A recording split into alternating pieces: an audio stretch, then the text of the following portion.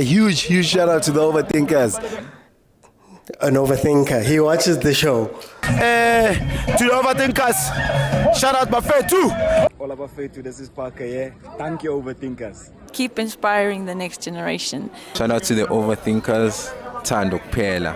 Much love. To my overthinkers, mamela ubuchopho ngeke buphume buyakhula nizinja nikhokho yazini as overthink siya overachieve. I'm stealing that. I've stolen that one. I've stolen it. Welcome, everybody, to the Overthinking Football Show. My name is George Mokwena. I am your host, and this is the place where we could speak about this thing that we love, man. Ipola that we love, this football thing. Okay, so I know. Today I want to speak about something, but before I get into that, welcome everybody. The show is on every Monday to Thursday at 7 p.m. Fridays at 12:30, and you can watch any of the previous episodes. They will be available. They are available in full on YouTube. We've had some incredible conversations over some years here. There are some people that you see in the comments that have been following this show since it was me, one man, speaking for 2 hours. I didn't know how to bring in guests and all of that, right? Those episodes might not be available, but I have tons of them that are available there on YouTube for you to watch. It's not just reviews of matches. We also speak about burning topics, interesting things. It's a very engaging place. If you want to also engage live, because if you've ever listened to the show, there's voices during the show that answer questions and speak. Those voices come from TikTok. So you have to go over to TikTok, click on follow, and then there'll come a time where I will say I'm opening up the lines, and at the bottom of your screen there'll be a button that appears that says multi-guest. It's got a blue figure hugging a pink figure. You click on that, you request, and you can add your voice to the show live, which is one of the key things of this show. I created this platform so that we can have conversations together that aren't pre-produced with analysts and bang and former coaches. It's a place where we can speak live about how we feel about certain issues and things around the game. Now, it's a very South Africa-based show, right? Not gonna lie to you, but I keep promising you guys that I will open up and we'll start doing international football more. So what better at the end of the season to pay for my sins for not covering the EPL? What better way than for us to sit down and have a conversation about the EPL itself? And then next year, next season, I promise I'll dedicate one day to one episode every week to the EPL. I know people like Botebs have been crying about this. So let's see. Okay, guys. Okay. Wait a second. What's happening there? Hang on. I'm sorry. I didn't realize that. Okay, there we go. That is the topic for today. Is the EPL still exciting, guys? Is it still exciting? Is it still something that we can watch and say that we're still, all the way in? Man City have just won their fourth title their fourth title in a row, and I believe it's their seventh title of 8, right? That is incredible. But does that mean it's becoming a farmers league? Does it mean that we're going to see Arsenal jump in every now and then and jump back out? Are we going to see them changing places at number 2, but nobody actually going up to number 1 and actually taking it? What does this mean about Champions League and things like that? Is the EPL the league that we think it is? Or is it just branding that has got it? So this is what we're going to speak about today. Let me just read some of the comments before I open up. One day you'll get a call up at a sports event for free. That would be nice. Because it says, Mola Prauti, how are you, Nkosi? Eddie, welcome. Peko, I'm good. Alejandro, Aneslot. Hey, okay. So we'll speak about that, and we'll also speak about some of the things that are happening that side. As Alejandro Ntangawona has said there in the comments, we know that Klopp is leaving. So when Klopp are also leaving, who's going to fight Pep for the long term? And are people like Bo Arteta up to it? These are all questions that I want to ask today. So let me not waste any more time. I'm going to open it up.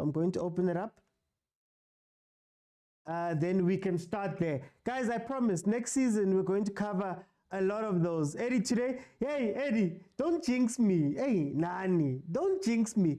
Guys, the lines are open. Feel free to request. Bottom of your screen, there's a button that says multi-guest. Click on it. I let you in. We have the conversation. You join the panel live. So let's see what the guys have to speak about today. Let's see who's here. Mr. C says, Aish. Mr. T says, Aish, EPL. Aye. Let's see. Agent, my brother, how are you? I'm good, eh? You better talk about us, eh? You still owe us. We won the league, eh? 7 times. Or did I miss it? I get you guys were going to speak about it tomorrow in the build-up to your game versus Pirates. No, that is separate matters, man. That is separate matters. But okay. We'll come back to it. Win 7 times. The respect. Tell me, Agent. Is the EPL still exciting? Is the EPL still? Does it get your blood going in the morning when you think about the matches? It is, to be honest. Still exciting. Obviously, we know who the winners will always be, but at least there's someone challenging. Unlike this side. Okay. And obviously, I can watch a Burnley versus a Brighton. Okay. I doubt I can watch, to be honest, Cape Town Spurs and maybe Richards Bay playing. It's not the same. That's unfair. I know. I'm using the front of the show for You're for a being reason. unfair. But again, I think, as always say, PR is the biggest thing in this business. They know what to put out there and they know what not to put out there. The narrative for the longest of times was the reason why Bayern Munich, Bundesliga, Liga, our farmers leagues, was because the same teams were winning the league over and over again. Yeah. That was the narrative. And then it happens in EPL, then they flip the narrative and say, but it's still exciting because there's someone challenging or the football is still exciting, So they master this thing called PR, So I think it's a thing that we can learn from the English, that you need to package your product. Oh, wait. Sorry about that. Yes. Yeah, just that ability to package your product and make it sellable and to make people believe it, because that's all it takes, to make people believe that this is the best thing that have ever happened, And is EPL exciting more than what is this team? La Liga? I don't necessarily think so, but because they've put it in our faces, it's everywhere. Everyone obviously watches EPL more than La Liga, So I think it may not still be exciting, but because of the stories behind it, because of the packaging behind it, it still seems exciting to me, just purely based on what I'm being fed. Yeah. I don't know how objective that is, but because of what I'm being fed, it looks exciting. Yeah. But then when we look at it, like if we look at, for example, next season, there's no Klopp anymore. We'll see what Uslot does when he comes in. For example, we know Ten Hag in the league. Hey, he'll win you a cup, Shem. He'll get you some cups, but the league seems to be a bit tough. Arsenal is going to have to be incredible in order to try chase down Man City for the 3rd year running. Do you think that the future of the EPL looks a bit brighter? Do you think that there is worthy contenders that are going to come up in the horizon? Or are we going to watch 2 horse races up until? Firstly, the problem that I've noticed recently is everyone is looking for the next Pep, If you work with Pep, if you're bald, you're going to get a team to coach, and everyone is trying to play like that. Yeah. So you can't win against a team that has mastered a certain system. You come with your own system, Yeah. I feel like that's the one way to try end City's dominance. If you want to go pound for pound with them on that system, they'll always beat you, you know. Yeah. But Okay. excuse me, to your question, you know, we just got off an era of Messi versus Ronaldo, where they used to put in crazy numbers year in and year out, and the moment they leave, people start to think, but a Ballon d'Or winner with 20 goals and 15 assists, but that's not good enough, you know. Yeah. What we miss was this was just two extraordinary players, you know. So I feel that Pep is gonna leave. I hear next season. Then I feel like the competition is gonna normalize back again to what it was. You know, I don't think it will take another 98 years. I'm 98 points to win the league. You know, I think it's gonna come back to 80s and 70s like it used to. You know, we're just dealing with a freak of a team. You know, and to be honest, you guys are going to improve and they'll improve more, you know. So the gap will always exist, you know, especially if you're going to be an Arteta and understudy of Pep. He's always going to be one step ahead of you in terms of quality, in terms of tactics. So for me, not to sound like Kaizer, we have to wait for Pep to leave. Otherwise, it's chai. Sounds like a farmers league to me. Have a good day, man. Sounds like a farmers league to me. Let me go to Alejandro. Alejandro, my brother. Oh, sorry. Alejandro, my brother, how are you? Oh, no, slot. La la la la la la. How's it okay? Hey. Let me tell you, let's slot on you now. But before I get into slot, let me first ask you the question that is up here. Is the EPL still exciting? It is exciting, my brother. Just that EPL and its fans, they are filled of complaints. Like Barato complain. They like to complain a lot. Let me tell you what's going on. Yeah. One speaker here said, you can easily watch Brighton and Crystal Palace play. One understand? Because of what? It is exciting. One understand? You can watch the lower team play because it's exciting. One understand? One of they've got this thing called the Gold Rush, the Gold Rush. You know, where you would have 7 or 8 teams playing. One understand? You find out who the Bournemouth are playing with Nottingham Forest. You see 6 goals from there. If some of the Crystal Palace are playing with Wolves, you'll see 4 goals from there. And what do we want? The only people that are complaining there, number one, are the people that are facing Manchester United, Arsenal, sometimes my friends Liverpool. The people that are saying that are favoring the top teams. Because whether you like it or not, we don't like it when Pep wins the trophy like this. We don't like it. So we complain and say it's not exciting because we are not getting our way. When Manchester United was winning all these trophies, when they were the ones breaking records, no one was saying anything, my brother. Everyone was keeping quiet. Everyone was saying, hey, Manchester, Alex Ferguson, the best team in the world. Now Pep is doing wonders with Man City, especially Man City, a team that's younger than most of the teams in the EPL. Now Pep is doing wonders with Man City. All of a sudden, oh no, it's boring. Nah, it's not boring. It's still exciting, my brother. It's 110% still exciting. Manchester United, Liverpool, Arsenal fans, we like to complain a lot, my brother. The only thing that I want to happen in the APL is for Man City to get a or they are guilty. That's the only thing that I want the PEPL to sort out. But except from complaining about Pep winning trophies, like why must he complain, my brother? He's doing his job.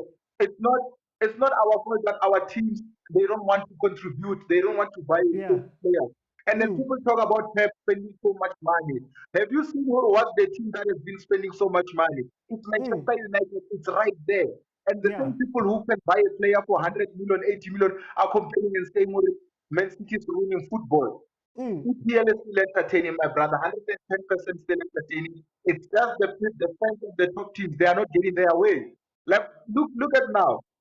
Arsenal fans, they are complaining. Manchester United fans, they are complaining. It's because they are not getting their way.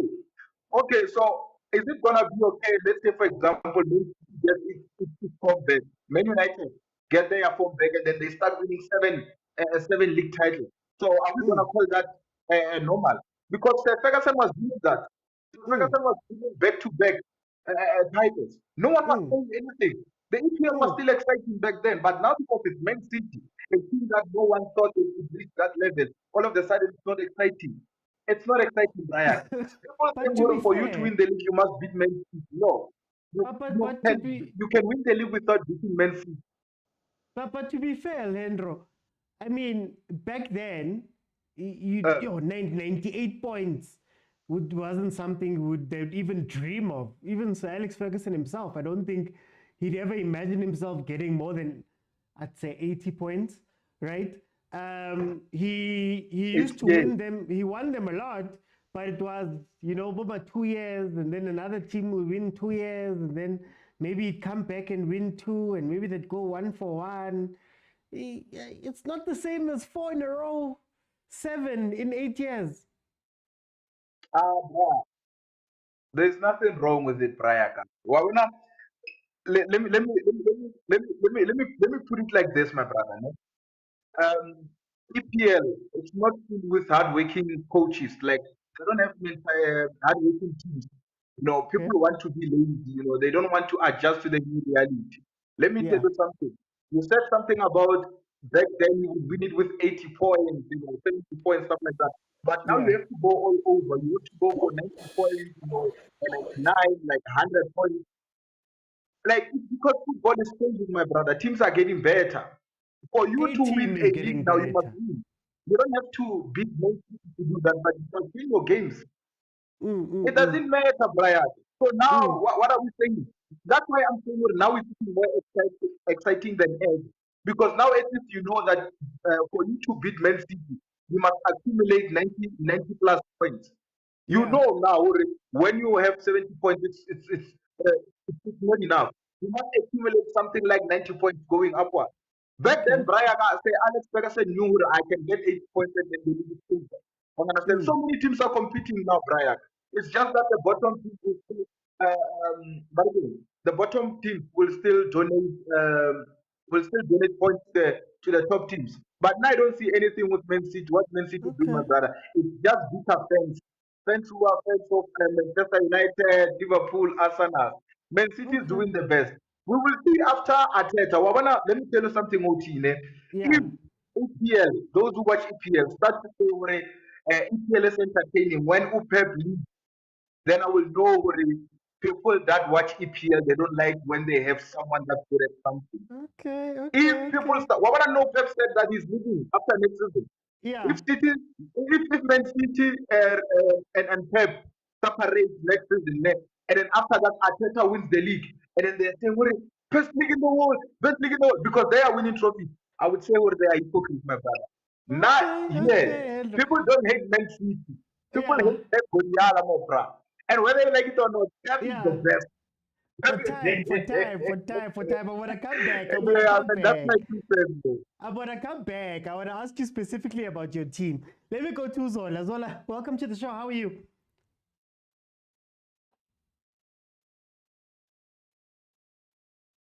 Let me see if I can help Zola out there. There we go. Zola, welcome to the show. I'm good. Where? Zola, tell me, what do you think EPL about this exciting question? No, EPL is the same as PSL because these days it's only 2 teams: Sundowns and Pirates. In EPL it's Arsenal and Man City. Liverpool is just there, but we know that Arsenal is gonna be number 1 until the season ends, and then they just remove them. Always, the last game they always lose the league after. Yeah. So EPL is like Sundowns. It's same like Sundowns and hey, how am I saying that? EPL is the same as PSL. It's only one man that is winning. Same. This side is Sundowns, always winning the league. In EPL, it's always Man City. So there's no competition anymore. But then does it make it better? Because does it make it seem a bit better? No, it's not even. if there's someone close to them, unlike when I hear where Sundowns is winning by 22 points, at least that side, there's someone, man, who's there 2 points away. Yeah, at least that side is exciting, but we know that Arsenal is gonna lead their race always, but they don't win anything. They promise, but they don't win the league. Yeah. At least that side is exciting, yeah, because it's Arsenal and Liverpool. They're always giving their best, but Man City always come on top. So EPL is exciting than PSL because here it's only one man race. Sundowns is taking everything in PSL. So EPL, this is better. So then why aren't we calling the EPL a Farmers League? Didn't we say these same things about Bo League One, Bo La Liga? La Liga is a two-horse race most of the time, sometimes three with Atletico, and we say it's a Farmers League. In France, PSG wins, and you have the other guys in and around, but it's mostly PSG. Why don't we call the EPL a Farmers League?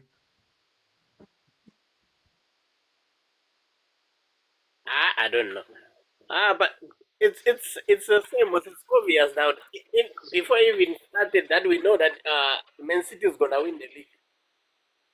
So that's why it's a Farmers League. Because same like here in the South Africa, that we know that before even the league starts, Arsenal is gonna take it. Only in Africa, when they are playing CAF, that we know that they're gonna get competition. Because here in SA, they bought all the best players. They are playing for only Sundowns. If they see a player that is playing on Kaizer Chiefs, they buy it. If they see a player that is playing on Stellenbosch, they buy it. If they see a best player in Royals, they buy that player and bench them so that they won't have a competition. They only so that's the problem. Even remember, they say Rulani is the best coach in South Africa, but he's not the best coach. Remember, Rulani. I was listening to Metro FM. He was talking with Andile. He said he got offers to go to Egypt. To go to Egypt, but he refused because he know that if you go to Egypt, he was gonna get competition because the players are playing. Speaking about EPL. No, I'm not. I was speaking about EPL. Okay. I'll come back, Zola. I'll come back. I'll come back. Let me go to Mr. T. Mr. T, welcome to the show. How are you? Hello, Zed. Sharp, Mr. T. Mr. T, the question is very simple. Is the EPL still exciting? You'll never walk alone. Yeah, it is still exciting for me because if we can be that close for number 2 chasing the league, because you can't just say from the word go, like Ara said, with you know who's gonna win the league. I mean, it was a close call. Even last season they were close. Just that luck was not on the Arsenal side. But I think again, in disappointing, just that those coaches that like for Chelsea, that guy I think is gone, and Chelsea was coming, okay, and then Pochettino, Klopp is gone, and I think there were people that they were giving Man City a tough time because probably the way I watched Chelsea, they were coming all right, and now they fired the guy. I don't know why. And then there's which one? This one for Menu. Which Menu next season they're gonna start from scratch again and building a team. Okay. That's something that gives Man City an opportunity because Man City have been with Pep Guardiola for how long? Past 7 years. Yeah, 7 years.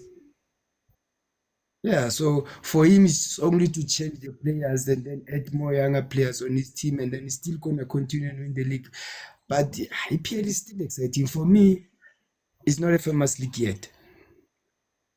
But what would make it a famous league? Because the way I see it right now, Manchester City have won 7 of 8 league titles. They only missed out on that one near Liverpool in the past 8 years. Right now, it looks great when you look at Man City and Arsenal and Liverpool. 91 points, 89 points, 82 points. But then number 4 is what? 68 points. So 14 points behind. 23 points behind Man City. Are we glorifying the top half or the top, quarter of the EPL, and we're not really taking care for, your Bournemouths, your Wolves, your Brentfords? They also form part of this league. Is that why maybe we don't look at it the same way? Yeah, maybe I think it's that, but because if most of the time, I think that you look at the top 4, especially for Champions League and everything, the others they're playing, even Burnley, the Burnley were playing good. I don't know, they couldn't score. Yeah. The way they were playing, I was impressed, but something I don't understand. They couldn't even hit them. Something that makes them to not relegate. But they play good football. Like Brentford, it's a nice team. They were playing good football. I don't know what that was. That's what I'm saying. Like that football that we are talking about, I'm kind of disappointed of the decisions that were made during this season, especially that guy from Chelsea. That's not that joke. I don't know. I was waiting for something, but I was hoping us not to insult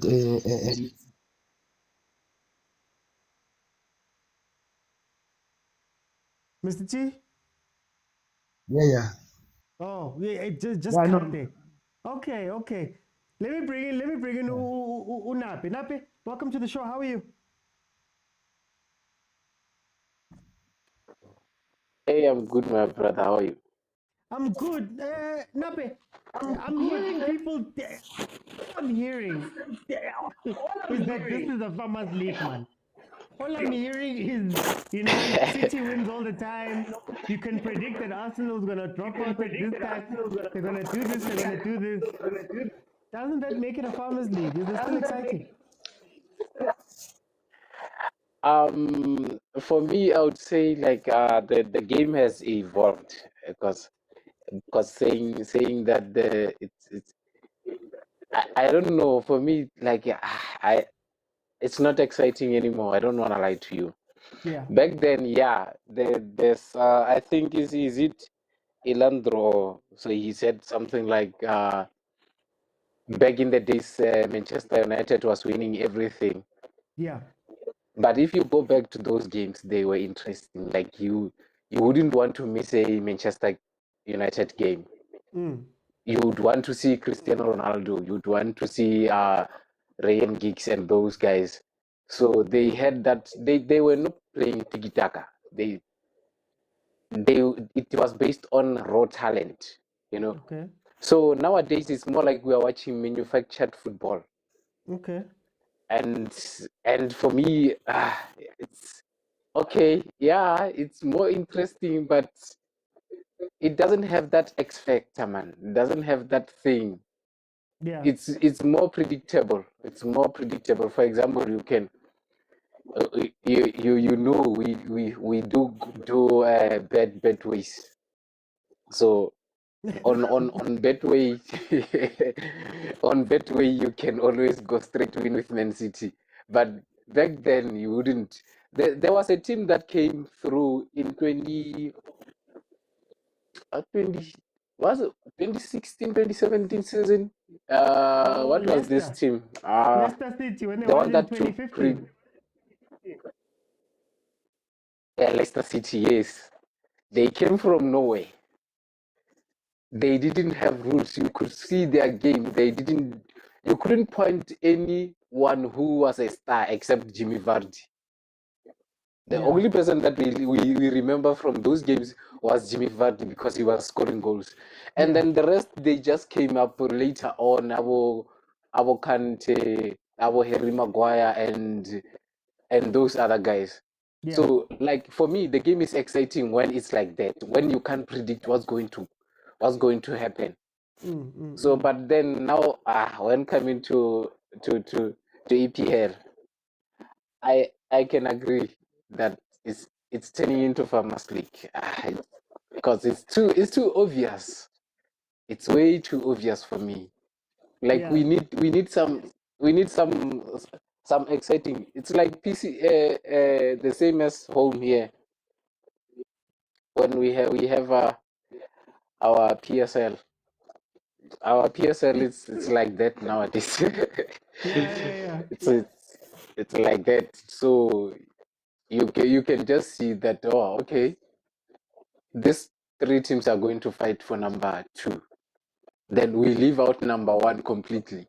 Yeah. So for me, you can't say that it's exciting. What's exciting about that?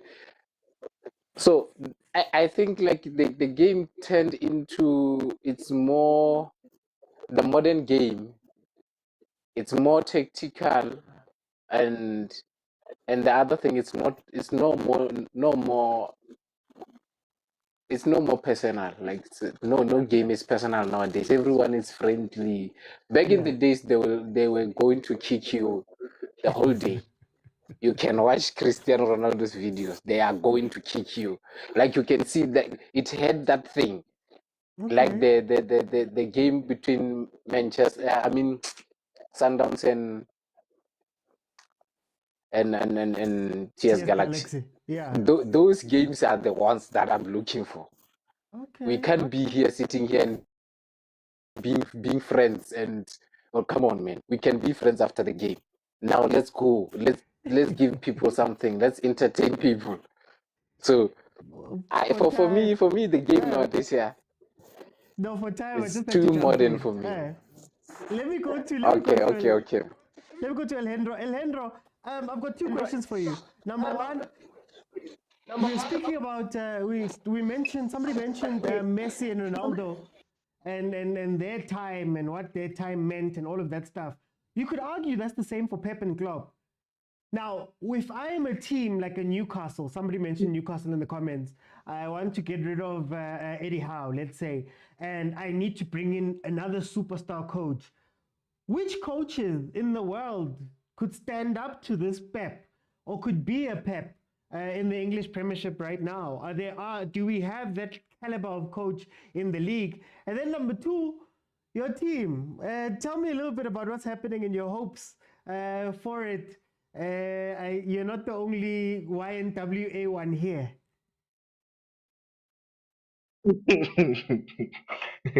All right, my brother. Let me tell you something.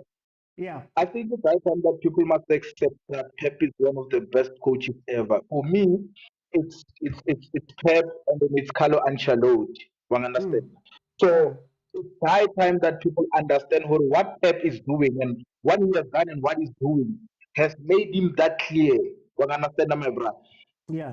A simple thing, Brian. Like now, check what he has done. When Man City is playing Champions League, if I ask you, how far do you think Man City will go in the Champions League? I know definitely that in your mind you're gonna say semi-final.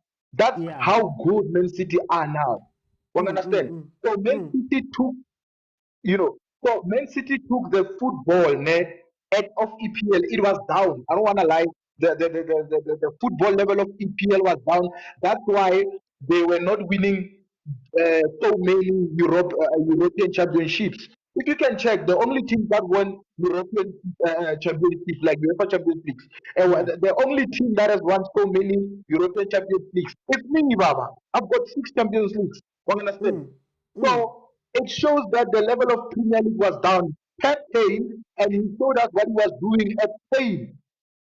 He showed us what he was doing at Spain, Brian. And then he took the Champions League to a level that they have never seen. The reason why so many people are saying, well, this is not a fun anymore is because they are not used to this kind of domination. Pep is dominating, my brother. So it's high time that we accept it. Pep is one of the best. And for the fact that Manchester United fans are the ones that are complaining too much, it shows that Pep is better than, say, Alex Ferguson. That's it. That's what I'm saying. I'm declaring. I'm saying. And then when it comes to my team, my brother, honestly speaking, I like the new coach. I saw how he plays, but next season I'm not putting myself in the title challenge. because Okay. so many players are gonna leave, so many players are gonna be coming in. So maybe top four, I'm pretty much confident that I'm gonna get it. But when it comes to competing, I'm not gonna be competing in the what's it called, the Premier League. I think But next season is gonna be But between Alejandro, Arsenal and Man City. Again, uh, but Alejandro, how do you replace a club? Isn't it going to be a situation for Arnie, this Arnie slot that he's going to step into? He's going to be like Moyes stepping in after Ferguson. You may be a good coach. Arnie Slot may be an amazing coach, but I think Jurgen Klopp was a little bit bigger than just the coach there at Liverpool. How do you gain control of that as a new coach there? Honestly speaking, if I'm not being, I'm being honest, I'm not being biased. I believe that he's not gonna succeed at Liverpool. I believe that is one of the. That's why they did not even give him a long-term contract. I think they're still trying to experiment to get another coach like Klopp. Klopp is one of the Okay. kind, my brother. We can't argue about that. So I think now he's not gonna actually succeed. I think Liverpool are gonna be competing for top four at this moment. I won't lie. I don't see him competing with Upep. Like I said, Upep has raised the bar, Brian. He's Yeah. that good. So he's Yeah. better than Ferguson and he's also better than Carlo Ancelotti. So he has made it up. So I believe what Arne Slot will be, whether I like it or not, he's gonna be like an Arteta kind of coach. He's gonna Okay. be chasing Pep. Maybe we'll see a competition, a healthy competition, with peers. Because Arteta maybe and Arteta, the new manager at Chelsea, and then Arne Slot. Maybe they will be peers next year or when the next season when Pep leaves. That's where maybe they will start to compete with one another, and then they will declare who's the king of the Premier League. But at this moment, I just think that Arne Slot, when I'm not standing up for my team, I just think that is that coach that will get us into top four, win a couple of big games and then Yeah. maybe quarterfinal if UEFA Champions League.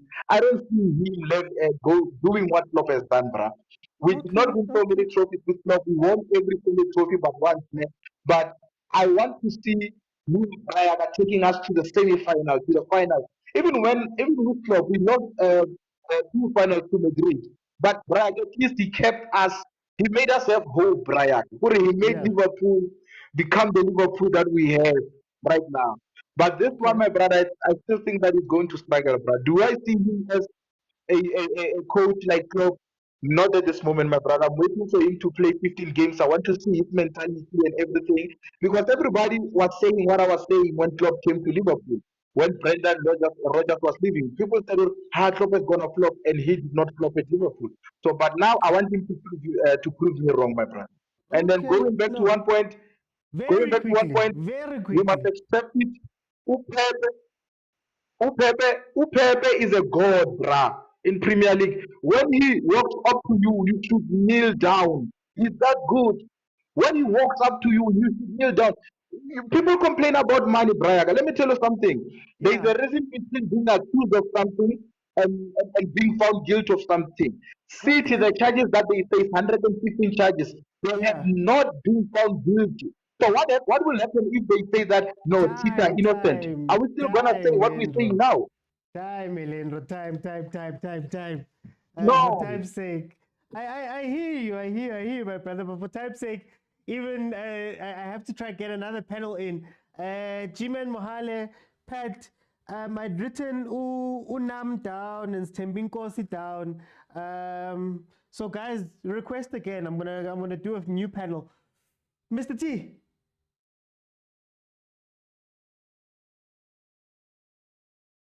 Mr. T, are you with me? Hey, Tara. I want to ask you, Yeah, I'm here.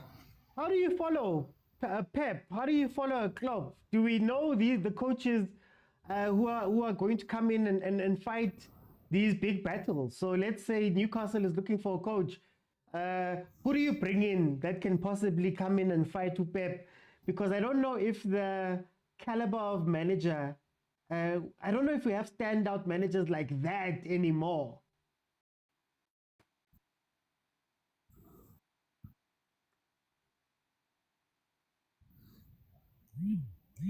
Um, I think Shabi Alonso, for me, yeah, he can lead. Yeah, Shabi Alonso's got potential. Even I don't want to put that guy for Real Madrid, but yeah, those are the people for now for me that they can give challenge to Pep. But even the guy that is coming through for Liverpool, only if he can win that dressing room first, Yeah. maybe there will be competition towards Pep. But Okay. I have to admit, Pep is good. But I think most of the coaches that will come through, you need to own that dressing room, you know? Yeah. Yeah. Because if you've got mental of players in the right place, then they can give you something. Because what I've realized about Pep, he always have this thing above his players. There's no player that is above Pep. It's either Pep or you leave. Do you understand? That respect. Because if I can tell you from there are some players that we thought they'd never leave Man City. That guy went for Barcelona and Cancelo. So do you understand? Yeah. He Yeah. can Yeah. put his foot down. That's one of the things that make him exceptional when it comes to players. Okay, okay. But So then let me ask you. Here's the Liverpool situation. Arne Slot is stepping in. How do you follow a coach like a Klopp? How, when Pep leaves in apparently next year, when he leaves after next season, how do you follow a Pep and walk into a team? Are you not setting yourself up for failure? This Arne Slot, for example.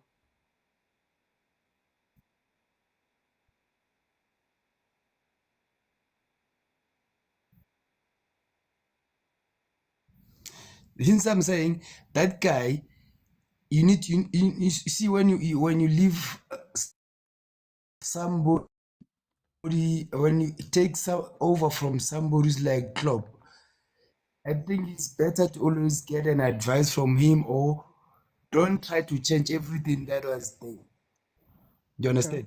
Yeah.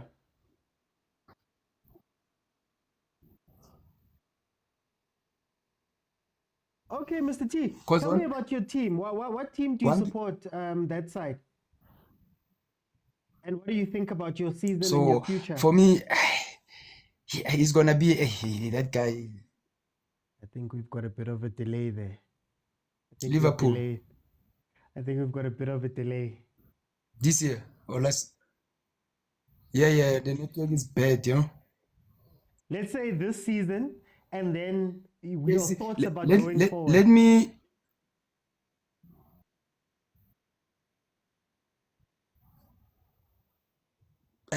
Casey, put another one. My network is bad because now he's coming back after. Thank you, Mr. T. Let me go to Nape. Nape, to close this off. Do we still have superstar coaches to the level of your Peps, to the level of your Klopps? And who are these guys? For me, Mr. OT, it's hard. I think Pep made it difficult for everyone, because if you check, everyone is trying to get that, because the let's say the blueprint for Pep is there. It's right there. You can see it every game. It's not hidden. Those guys, they can see it, but nobody can excuse. Yeah, it's so. I think this guy from what is this team? Brighton. Okay. He looks good. He looks good, but then I realized that Pep's tactics are not that bad. You can copy them. The problem is the consistency. Can you be consistent with that? Yeah. Can you keep on doing that up until you get a goal? Because they can share the ball forever. They don't give up. So the problem is that, can you get the team to have that mentality, the whole team? Yeah. Because in most teams you can see that they are doing that, and then there's that one player that thinks he's bigger than the team, then we'll just start running with the ball everywhere. So the previous guy just said something about winning the dressing room, where you can put your foot down, that saying that, guys, I need all of you to have this mentality. You understand? Because I can see the Arteta, when coming to Arteta, you see a lot of changes in some players. Players like Saka. Saka, we know he can dribble. But nowadays it's more like there's time to dribble, not every time. So most coaches are failing at putting that into the player's mind. So I think that's the most challenging part. That's the most challenging part. So, but then for now, Pep made it difficult. We only there are few. They are very, very few. They are very, very few. Xavi is one of the people who can. Yeah. Who can? So he's one of the contenders. So, but then when I check the EPL, I don't know. But as soon as they try to defend Pep, I think they can do it. Most of them. Okay. Because lately, if you check Pep, he's not scoring a lot of goals. He's 2-1, 2-1, 2-1, 2-1. It's no longer scoring 4 or 5. So if ever they can defend like that, then they can translate that defense into play. Then I think maybe the league will be more better. Yeah. No, Nape, thank you so much for joining me. Look, guys, this is just the chat. Before I let in the second panel, this is the chat. It's very simple. If you guys were saying that PSG winning every year makes the French league a farmers league, if you guys were saying that La Liga, having Barcelona, Real Madrid win that thing every year makes it a farmers league, saying Germany having, I believe, Bayern Munich won it 11 times in a row before this year, right, makes it a farmers league. Why is it that now that we're sitting with 4 years in a row of this City team winning the league, what is it, 7 of 8 since Pep has taken over? So essentially they would have had 8 in a row, if not for the 1 year where Liverpool got to beat them by 1, right? Why then do we not speak about this EPL as being a farmers league? Why do we still view it as being exciting? And I also want us to speak about the excitingness of it. I know it's exciting at the top or near the top. Aston Villa finished the season number 4 with 68 points. 68 points. 14 behind Liverpool, 21 behind Arsenal, and then 23 behind Man City. That's number 4 in the Premier League. 23 points from number 1. That means that for them to have caught Liverpool, they would need what? 14. That's 4 wins and 2 draws, while Liverpool lost all their games. Are we glorifying the league too much? Is it on a pedestal a little bit too much than maybe it should be? Or is it correct to be there? That is what we're speaking about today, more than anything else. But let me let in the guys.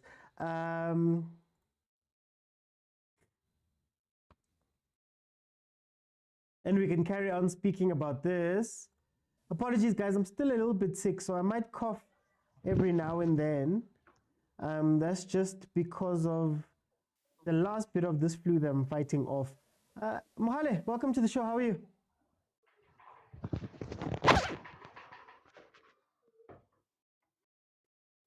Hola, can you guys hear me? Yeah, we can hear you. We can hear you. Welcome. I'm good, man. Tell me, Mohale, what do you think about this topic? Is the EPL still exciting? Is it a farmers league? What is your take on this? EPL still exciting. So my 2 cents is that EPL is becoming more controlled by money in a way.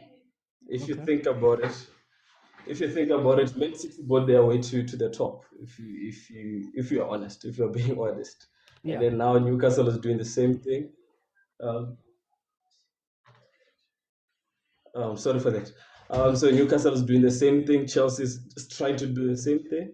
So to me, it's all about having a proper structure and having money. And then, as we know, EPL is the most advertised league in the world. Yeah. So obviously, money is going to be a huge contributor to the success of the league from now on. Yeah. So in a way, it's still interesting because any team can beat any team at any time. Yeah. Unlike any other leagues, you know that in for example in Spain, it's very hard for number 14 to beat number 1. It doesn't happen too often. But in EPL, we still have those interesting games. For example, what Brentford against Man City. Brentford is number 13, but Man City was number 1. But it was a very tight game. Yeah. So that's basically my 2 cents. But Sundowns plays Cape Town City and it's a tight 0-0. They come back and they draw. Why do we look at our league differently? I mean, there's a lot behind that as well. I mean, but to be honest, the same thing is happening to our football as well. Sundowns is dominating the football because it has money and proper structure. And then that proper structure, for it to work, it needs money. So it's the same thing. It's the same thing. Just check, Sundowns never struggles to get a player. So they can get any player. If they say 35 million, what's 35 million to Sundowns? They just paid. Yeah. Yeah. So it's one of those things. So money it's a huge contributor nowadays, and then we should get used to that. Can I ask you something? In the previous panel, somebody mentioned that, back then, Manchester United were doing things and all of that. Is some of how we view these leagues and these teams, is it maybe that we see them more as systems than as teams?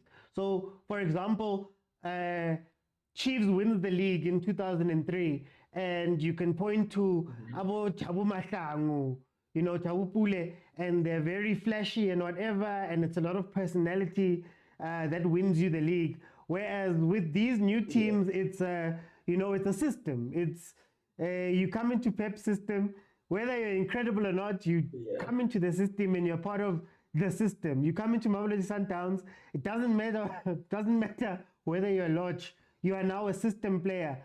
Is that something that maybe makes us view the football as less entertaining? I don't know if that makes sense. I guess it all depends on what you believe in. So my background is in technology, so I'll be interested in the current football because it is a lot. It is a lot. So that's why we view it as a system. For example, nowadays you use data analysis for everything. You analyze how your players move to the other games, and then how do you want to rest them, and then how do rest affect them in a way. It's just a lot of aspects that are getting together, and it's all about technology in a way. Which makes it more of a system than the traditional football. Yeah. Which I think it's a good thing, but it kind of what is it? Irritima the real football, isn't like we don't get to see the raw talent to its fullest, Yeah. Okay. I'll come back. Let me bring in Untozake. Untozake, welcome to the show. How are you, my brother? Hey, siyaphila hey. Ngathi ungangcono kwi-flu lapho nawe uyayishonela. Hey. Maranyana ngiyazama.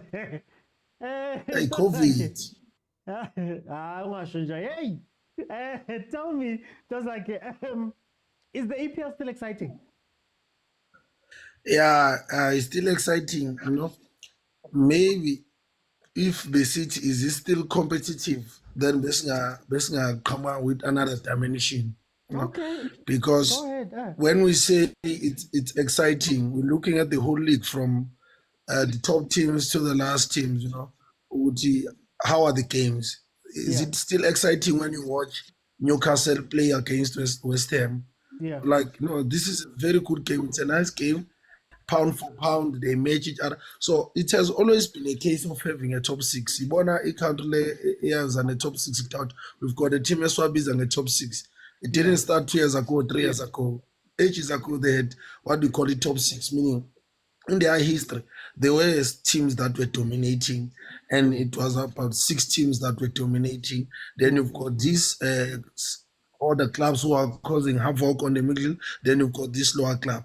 What makes it exciting is that you've got more games that are more competitive, which are not obvious across the whole league. So, for instance, in a week you might find Arsenal playing against Chelsea, and next week you find Manchester City playing against Manchester United. Those are most competitive and exciting games for the viewers, And you go in the mid-league group, you find Newcastle playing against West Ham, Everton against Crystal Palace. It's exciting because you want to see who's going to go to the top 10, who's qualifying for Europa League and Conference League.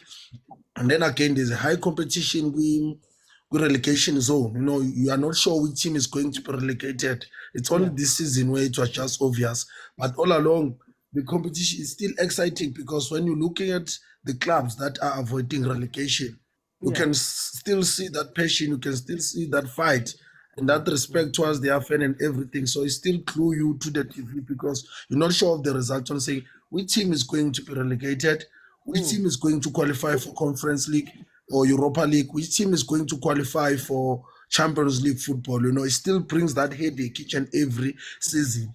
What it lacks now, it's a competition at the top. The excitement is still there across the whole league. It just lacks the competition at the top. But now you've got this bully, not bully because of money and stuff, because they've set the bar high to say if you want to win the league, you must win 20 games in a row. So now each and every team must follow those footsteps, and they know these teams now. If we want to catch up with these people, we have to be consistent. It's consistency that kills our team, and it's what Sundowns is showing us. Be consistent across the whole year, then you'll get the league. It's not that even City lose; they do lose games, but it's consistent to say if I'm playing. Look at this season. Okay, top 6. I don't think they've got even. Against top 4. Let's move out Tottenham. They won against Tottenham, but with Arsenal. They got 1 point. Against Man U, I think it was 3 points or 1 point, I'm not sure. Against Chelsea, it's 2 points. They did not get maximum points against the top 6, but they still won the league. They still won the league because when they are playing with the teams who are on a low pecking order, they get the points. And they struggle when they are playing with the team that we call them a top 6.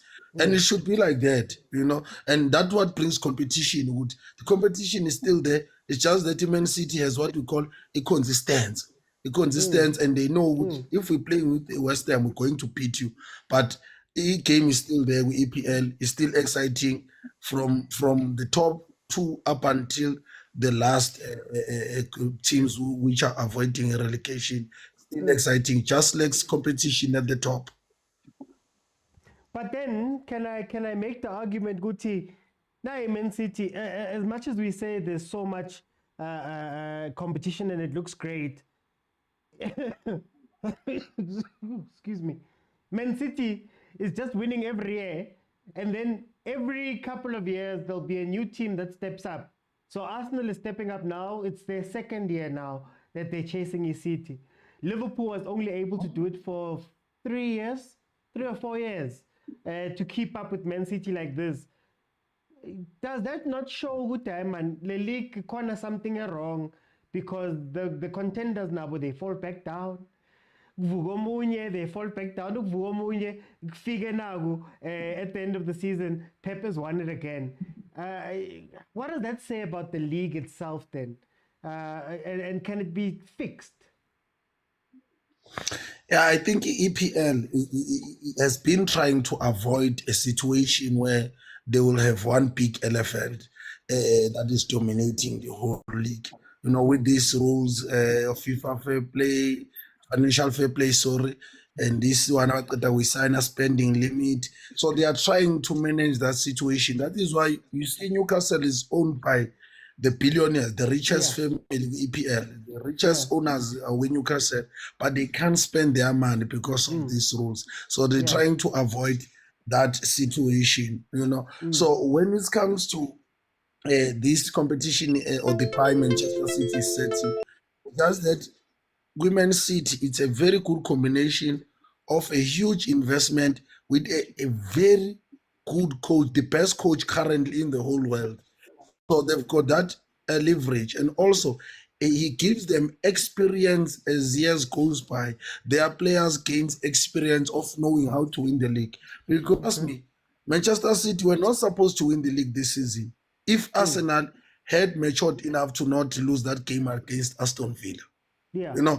Because that's where they lost the league, Arsenal, against Aston Villa. And with Manchester City seeing 7 games remaining and we're still losing against Aston Villa, they will laugh at you. They will say, okay, now we are taking you. Because, remember when we were looking at the last remaining 10 games, we were like, oh, Manchester City is going to win this league. Because if you look at them, they've got only one top team that they were still going to play, which was Tottenham. But the others, they still had Manchester United, Liverpool and stuff. And we were like, they're moving it with this league because Arsenal lost a very crucial game. So these teams are money now. I believe with Arsenal is going to win the league. Remember, they moved from 86 points to 89 points now. Né? So each and every year they are improving and they keep on improving their squad.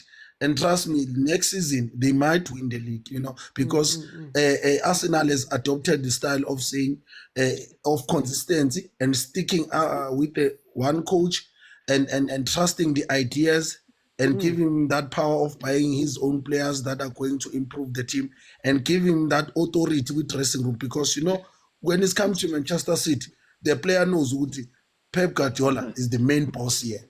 Pep Guardiola is the main boss. So if ever I'm a problem, I'm the one who's going to leave. And it's the same thing that has happened to Arsenal now. Unlike Man U, where a player still has a high voice than a coach. So the project, Pep Guardiola with Manchester City, now with Arsenal now, the project, Arteta, that is why you see this result. And trust me, next season, they're going to challenge. It's just that experience. As Manchester City wins, the players gain experience. They know how to win these crucial games. So that your advantage, which Arsenal is still gaining, and over time in the next 2 years, there will be a superpower like Manchester City. The league will be just divided with 2 points or 1 point. No, I'm going to come back and let me bring you to T-Man. T-Man, welcome to the show. How are you? T-Man, is the EPL still exciting?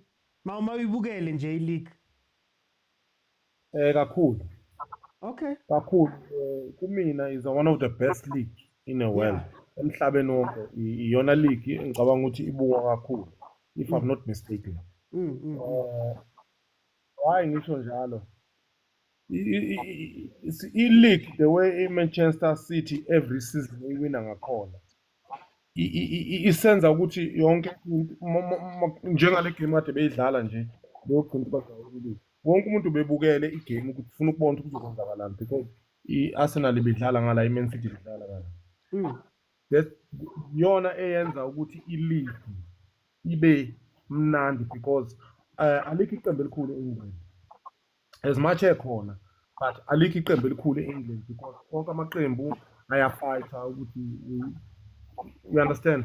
So mina ngisayibona njengeleague enkulu, angifuni ukuthi ngithi kunezinto ezenzakalayo kwi-league yakhona njengala e-South Africa nje, namanye ama-league o-France whatsoever kube yi-team ekade win i-league every day, every year. But i-Man City, let's not take it away from Pep Buffett. He's the best coach. Yeah, he's the best coach. Angifuni ukuthi kunezinto ezenzakalayo mhlawumbe ngale behind the scenes mhlawumbe ezenza ukuthi Man City win i-league every year.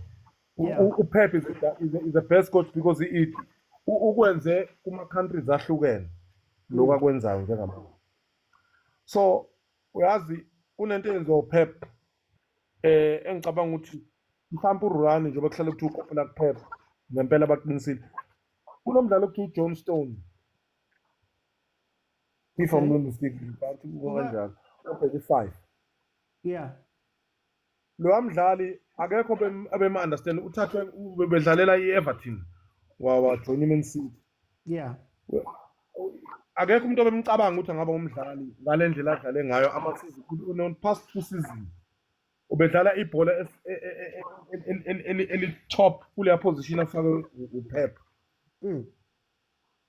So uma ubuka uPep indlela abhiliva ngayo kubadlali bakhe nendlela adlalisa ngayo abadlali bakhe iyakukhombisa ukuthi uPep is the best coach. That's why iMan City ikhona ukuthi iwine ama-games fancy or ugly. Lo coach is not about coach ukuthi lo mdlali lo angeke aze akwazi ukudlala kule game.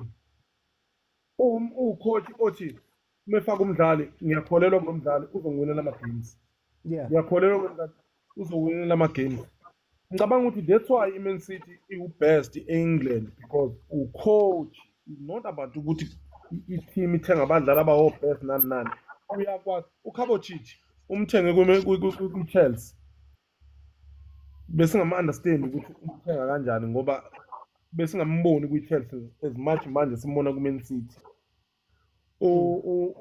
uKyle Walker omunye wabadlali engicabanga ukuthi abanye babadlali ababalekile kwi-Man City abenza iMan City idlale ngale ndlela ongeke uzuyi-understand because uPep uzo-confuse.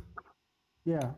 Where asetha ngayo ischeme kwesinye isikhathi kune-game la akhiphe khona ugoalkeeper kudlalwa ne-Tottenham Tottenham akhiphe ugoalkeeper number 1 wafaka ugoalkeeper ngicabanga ukuthi is the second choice ugoalkeeper wakhe.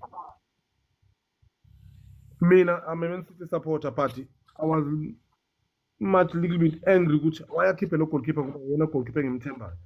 But lo goalkeeper ungenile ufike wadlala kulo 10 minutes or 20 minutes amfake 15 minutes I'm not sure what bengisikhathi singakanani. But because uPep is a coach obelievelayo kubadlali bakhe abadlali bakhe uyakholelwa kubona. So then I just want to ask then, I guess then you understand that from the point of view of looking at Man City. But then when you look at the rest of the league, throughout this Katsaga Pep, there hasn't been anybody that's been able to consistently challenge Manchester City all the way. Liverpool Azama for those years, then they couldn't do it anymore. Arsenal now, it's the second year they've been chasing Man City. Do we still say that it's competitive there? And also, Maspegala number 4 going down. I want to almost 68 points. They're very far away from the top guys. And every season, Guanjalo. Is it still exciting or is it still competitive? Is it still everything we say when we look at the stats and sport? A good time, man. Ngachilana. Man City, lababanye. Yeah, kulelo point olushoyo that's true, but ngicabanga ukuthi kunalento yokuthi nama-level yama-team ama-owners ama-teams. iMan City owner abantu abanemali.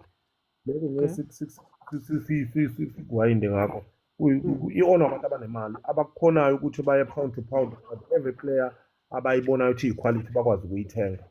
So njengama-team amancane angakhoni mhlawumbe ukuthi anga-ownwa abantu abanemali mhlawumbe somewhere somehow like baya strugglisha ukuthi bakhole ukudila ne-team enjengeMan City because uHaaland is one of the top player othengwe ngemali enkulu. So ama-team amancane kuzoba nzima ukuthi bangasayinisa uHaaland njengalo coach weBrighton. Ucoach weBrighton is the best coach.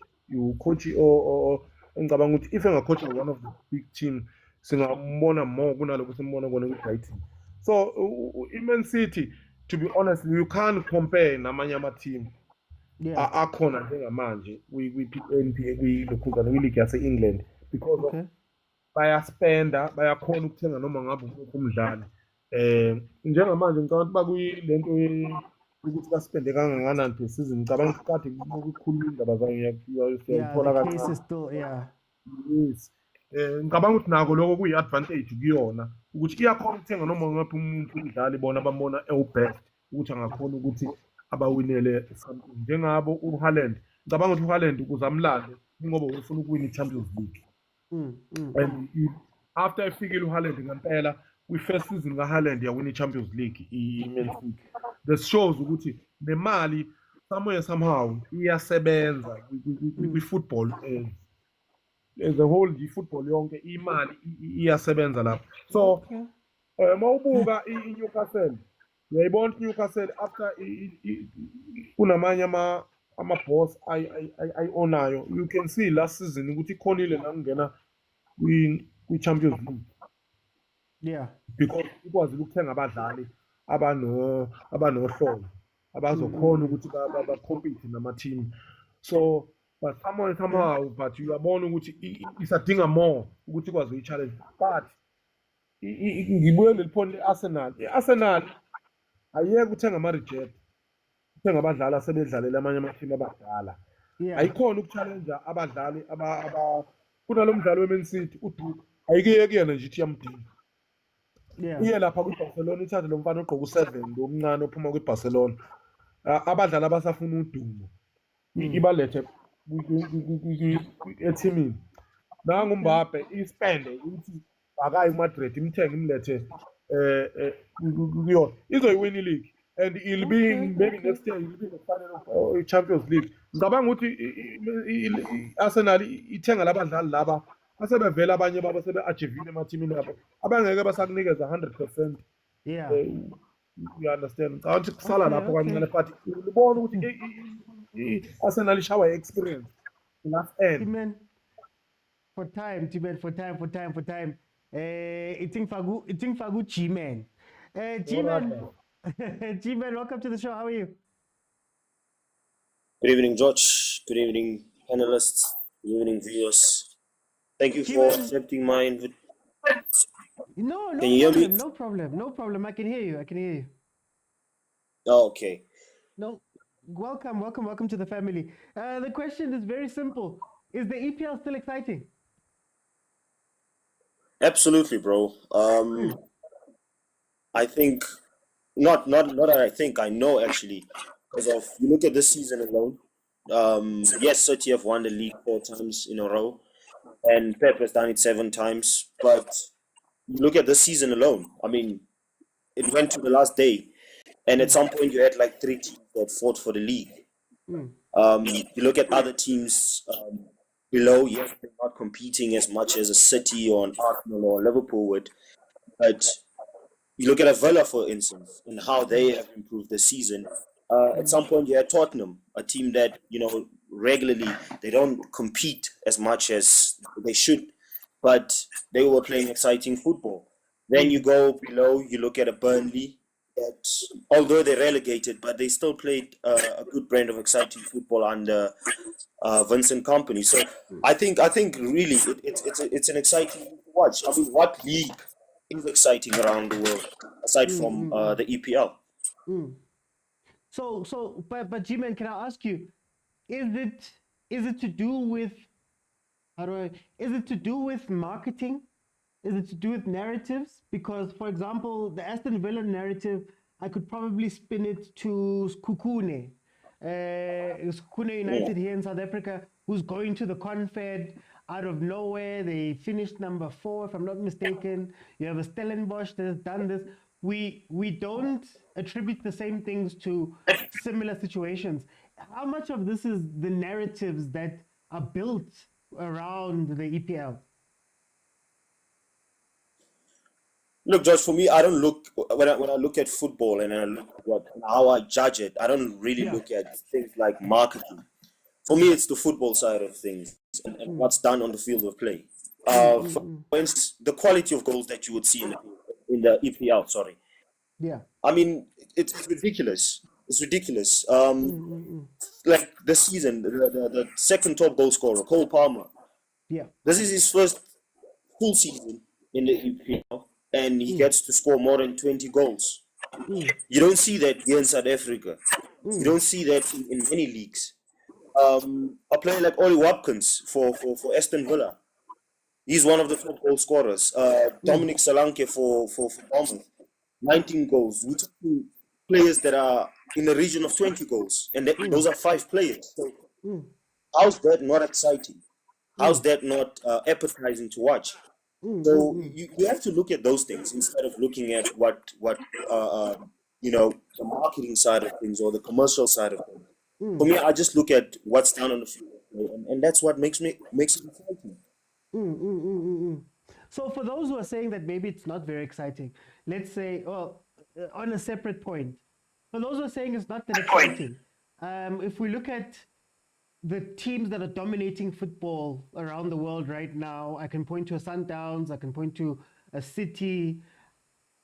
How much of it maybe is that some people remember the good old days when, there were shibobos in South African football, there was Paitus, they were doing those type of things. In England, you had your Henrys and all of those guys who were pretty skillful and whatever. And a lot of that is now being substituted for system game, which is far more tactical, far more precise.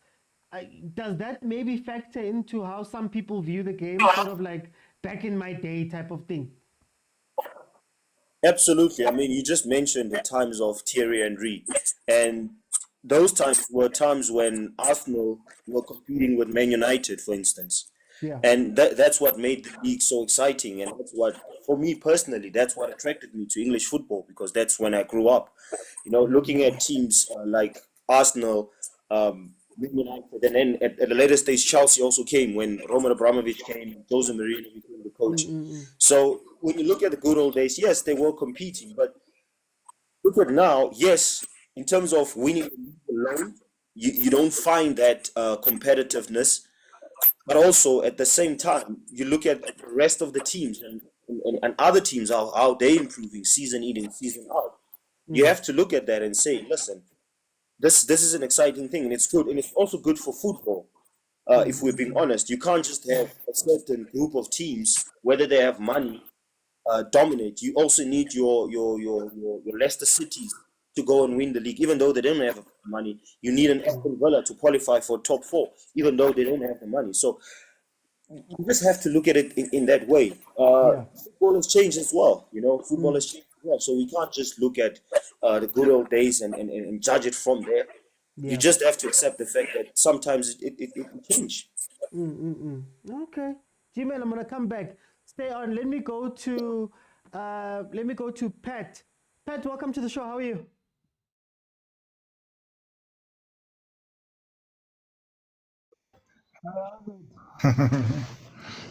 Sharp, Pat. How are you doing? I'm not sure if it's my network or your network. Can you hear me? You sound better now. I can hear you now. Can you hear me, Pat? Jordan. Yes, I can hear you. Okay, there we go. Pat, headline question. Is the EPL still exciting?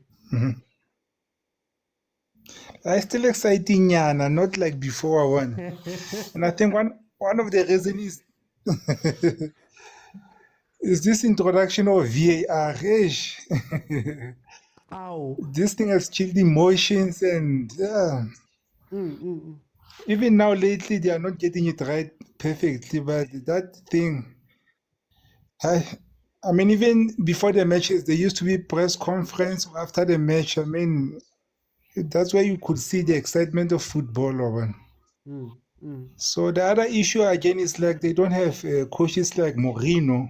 Mourinho used to be like a mastermind. I mean, if he played against City, he will just pack the bus, Yeah. So another thing is also quality strikers, Even though we have Haaland and Palmer and other, they are not as good as those like Henry and Aguero and So if maybe Man United and Chelsea can build up quickly, then maybe it can be exciting. Yeah. How Mara Prapet, you see, King, there's records being broken every single day. There's all of that stuff. Surely that makes it exciting, man. 98 points the other year. This year it ended 2 points between number 1 and number 2. Isn't that exciting, though? You know, Pep, it's about collecting points. Because even though they say he's the best coach, but I still have to test this thing like coaching a small team, bring it up to the top. Like the guy who took Leicester City to the top for the first year, because Pep is also coaching big teams. Spain he coached Barcelona, he coached Bayern, and his Man City. Those teams were already developed. Yeah. So I still have to see him coming up with I don't know after next year where is he going, but I still have to see him building up a team like that. Yeah. Okay, Pat. Let me bring in King Nati. King Nati, welcome to the show. How are you? Hey, how's it, my guy? I'm good and you, my bro. Bruh, you know what? Living life. Here's the headline question. Is it still exciting? This EPL. Oh yeah, no, it's definitely exciting. Looking at the top 5. Okay. Am I stuttering on your side or? No, you're perfect. We hear you perfectly. Okay, cool. Okay, let me continue talking. Looking at the top 5 leagues, guys, I'm looking at points, right? Yeah. Real Madrid has 95. Yeah. Inter Milan has 94. Man City has 91. PSV has 91. And they scored more goals in their league. Bayer Leverkusen has 90 points. You see where I'm going with this? Yeah. PSG has 76 points. Guys, who said the Premier League is boring? Because looking at the stats, the top 6 leagues in the world, I just said their stats. Final points. The one thing every team is judged on. And Manchester City is what? It's third. In that running. Like I'm confused. I'm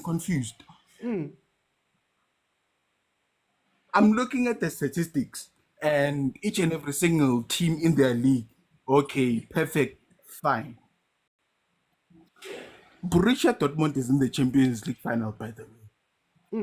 I don't remember saying Borussia Dortmund because they didn't reach 90 points. But then, no, let's continue the conversation. Yeah. Well, before we do, why then are those other leagues viewed as farmers' leagues and the English Premiership not viewed that way? If it's ending the same way, all of them have got the 90s. There's probably a big gap between number 3 and number 4. It probably all look the same. Why then is the English Premiership viewed as the most exciting top league, whereas these other ones, the same stats I will tell you what. on the surface, but then they don't have the same, they have this farmer's tag. No, the farmers' tag started from the English Premier League, where they said other leagues are farmers because one team keeps on winning the league. Yeah. What Man City did is prove the opposite, is that, hey, we can do this on your own turf. So all the fans that you will hear saying that, the Premier League is the farmers' league now. It's not because the Premier League is a farmers' league. It's because the Premier League was competitive, but then their teams are no longer competitive. And now Man City is dominating the league. Hence, a flashback from all the other leagues. Like, look at your own house, check your own carpets, look at your own cupboards, check what is in there, and then come back and talk to us. Simple. It's one of those things where there's like, yeah, you know what? The neighbor's dog is aggressive. My dog will never be aggressive. And then the moment your dog gets a way to, slide through or slide out the gate and chase people, and now people are telling you that your dog is aggressive, and you're like, no, my dog is a sweetheart. But then it does it the second time, and you're like, okay. Maybe I have a problem, because you're always complaining about the neighbor and not looking at your own house. Like, a lot of people do not look at their own houses. It's really that simple. They do not look at their own houses, and then they blame the neighbor. And the neighbor has got his stuff covered. Then, So then, in a separate point, what it is. In a separate question, I want to ask you, how much of this is also just, older gents, older people who have consumed football a certain way? So the football is, or used to be, on the fly, people doing weird things, Thierry Henry flicking up a ball in jail and kicking it into a corner, doing all of those type of things. And now we are watching a lot more systematized football, and it might be a little bit boring, quote unquote, for people who are used to watching a different type of football. How much of that comes into play here? You know what? That's my favorite question. You see, with this football that we are playing, there is no player that is greater than the team. We win as a team, we lose as a team. Yeah. Perfectly. You look at someone like Jeremy Doku. He comes in, he tries to dribble the living heck out of somebody.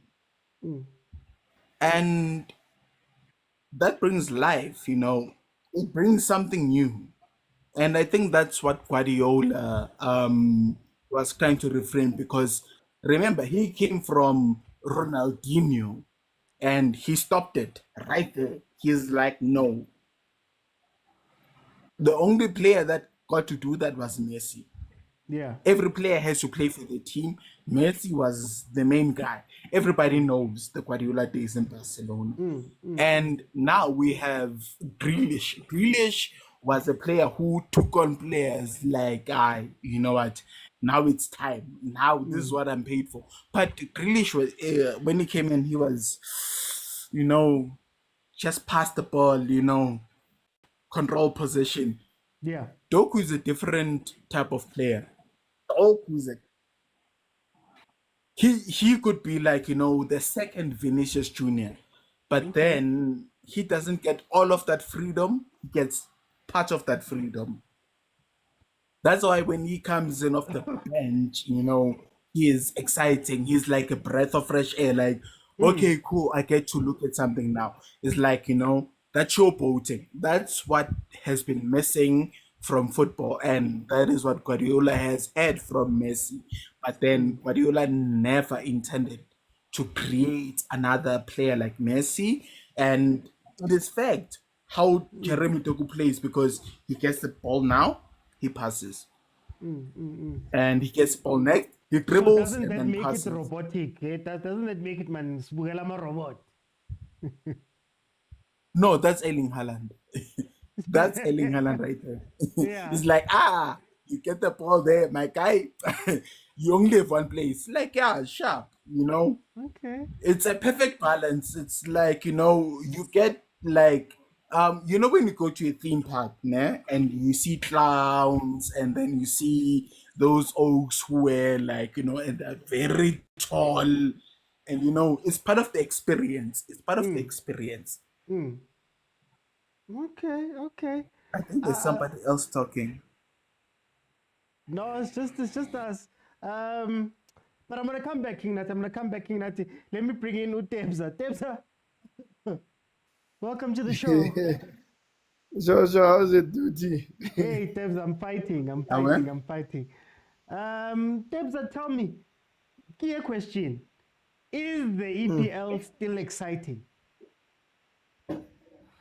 Aish, it's a 50-50 question, I think, because now for it to be exciting, there has to be more teams competing again. You understand? Back then, there were more teams competing for the league, but then now I was telling this other friend of mine that I mean, for this league to be entertaining as back then, and for other teams to also have a chance of winning it, they should the likes of Manchester United, Chelsea, and others should come to the party again and be competitive. You look at the last games, where it was a two-horse race between Arsenal and Man United and Man City. You could see that Man City was not going to lose any match there. Yeah. It's disappointing because now, but then you had a feel that maybe Arsenal can drop something there.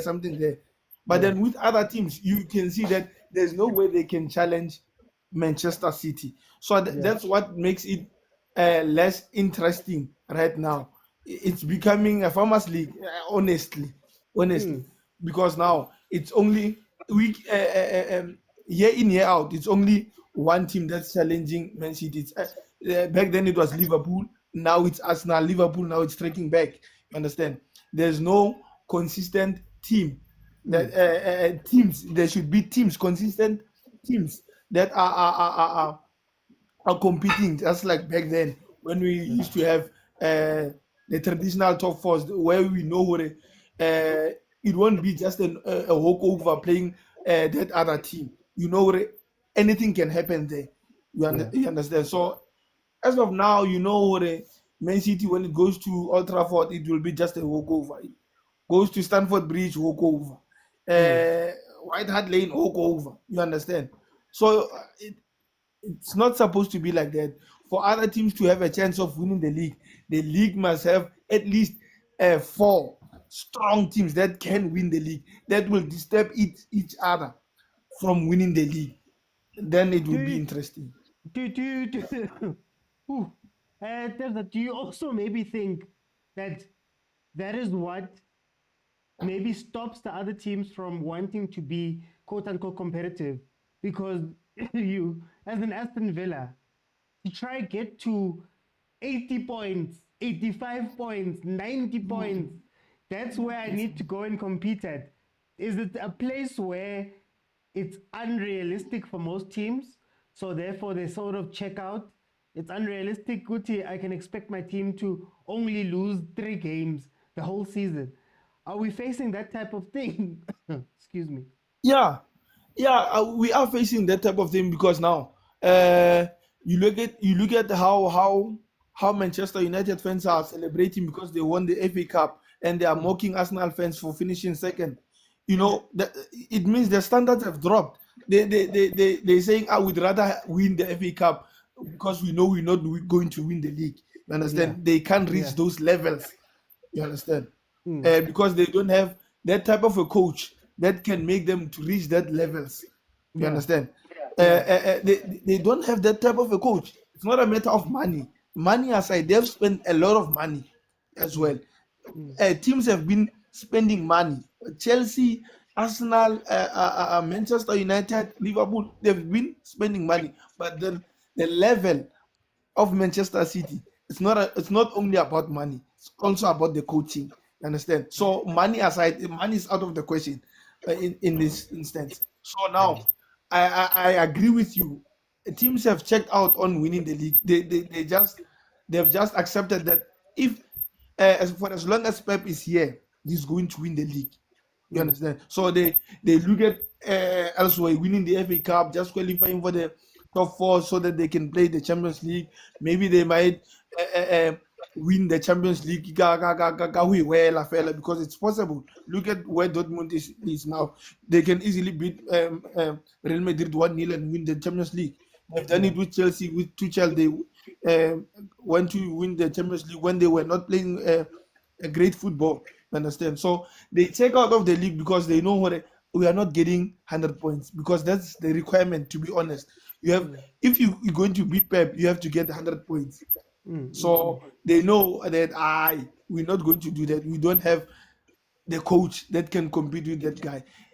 After that guy leaves, now the expectations of the coaches will be higher after that guy leaves. But for now, they seem like we understand it's Pep. Mara, ke batla ho botsa Tebza. Separate question. Is part of why people are saying football in general is boring that we no longer have quote unquote personalities, we no longer have skill plays, and we no longer have those things that are decided. Hey, wait, when somebody decides a game just because they ran out of position to the other side. Wait, how it used to be. Is that maybe what plays into it? Taking responsibility when you see that your team is struggling and you start making your own decisions in the field. No man, I'm going to do this. I know the coach said 1, 2, 3, but then I am the key man here, so therefore I'm going to do 1, 2, 3 because when you're in the field, it is you the player that feels something in the field. Oh no man, if I can do this, I can affect the game in this way. So the thing is, is yes, it something that maybe is making some viewers of football go, it feels like I'm watching an equation. It's very good, they're scoring, mara aina excitement. The excitement is gone because now we see coaches wanting to replicate what Pep is applying in his teams. You understand? Which is boring, actually, because we need to see different kinds of football. That's why football is exciting. I respect Carlo Ancelotti. He has never tried to implicate Pep Guardiola in his playing style and all that.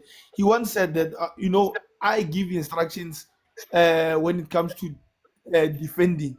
But then attacking wise, I trust my players that they understand what they need to do to win the game. Meaning he allows the legs of Vinicius to make a plan for him. Allows the legs of Rodrigo to make plans to score goals. He trusts them that they would create a combination amongst each other to click and make those individual brilliance and pretty good combinations to make goals. So he sticks to that and it works. He's winning trophies. He gets to cup finals. You understand? He's recently beat Pep. I think he's beaten him twice now in the Champions League. A year before last and this year. You understand? He has beaten him, and that shows that System Pep is not the only one that can win new trophies, or it's not the only one that is exciting. We tend to think the way Pep plays, it is the only way that football has to be played. That's proper football. Hoofing the ball forward is not playing football. No, it's also a tactic. If you apply it correctly and it would work, it can be exciting. We have watched Manchester United play like that, even though they had the Cristiano Ronaldos of this world. They would take the ball, move it forward, and then they would start playing on the opposition half. You understand? Yeah. This thing, position football, more hotly. They wanna know because of now they wanna do it more. It was there, Cabo Venga, but then they didn't wanna copy that. They applied their own ways of playing football. That's why Premier League was exciting back then, because you'd find different type of play. You'd find the Mourinho style, say Alex style, Wenger style. You understand? Okay. And all those type of styles. So now they wanna. I've watched Brighton. I mean, they were supposed to disturb City. We understand.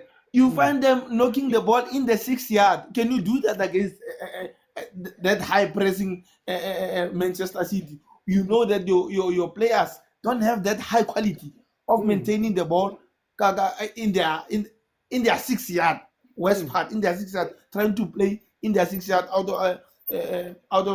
of the defense. They ended up taking the ball there and then they scored. How do you do that? That's suicidal. You have to You have to know what the player that's how the quality to fit to apply that thing. You don't do that. Tebza, for time, I'm gonna come back. Let me go to Mohale. Mohale, I'm gonna ask you two questions very, very quickly. I need to be very quick on this one. What is your what team do you support, and how do you feel about where your team's status is right now, where you're sitting there in the EPL? Now you are very personal, man. Yes, let's go. I'm a menu fan. I'm a menu Oh, fan. nice. So FA Cup nyana. yeah, so as we all, eh? Now there's a lot going on. The funny part is that Menu has enough money and enough room to what is it, manipulate financial fair play, right? But Yeah. it doesn't have proper structures. Yeah, so that's why now you see the what is it, the Ineos group taking over and trying to do all those things, but to be honest, it's a mess because they can't do anything even now. So yeah, you might be writing off another season as well because of the financial state that we are in now, because of what happened. Buying Maguire 80 million, buying Anthony 84 million, those kind of stuff. It was useless and they were not worthy of that money. Yeah. Don't you trust Jim? Why don't you trust the Jim in them? Yeah, I trust the Jim. I mean, like he's a billionaire for a reason, right? Yeah. Yeah, so I trust the process, but it's gonna take some time. Not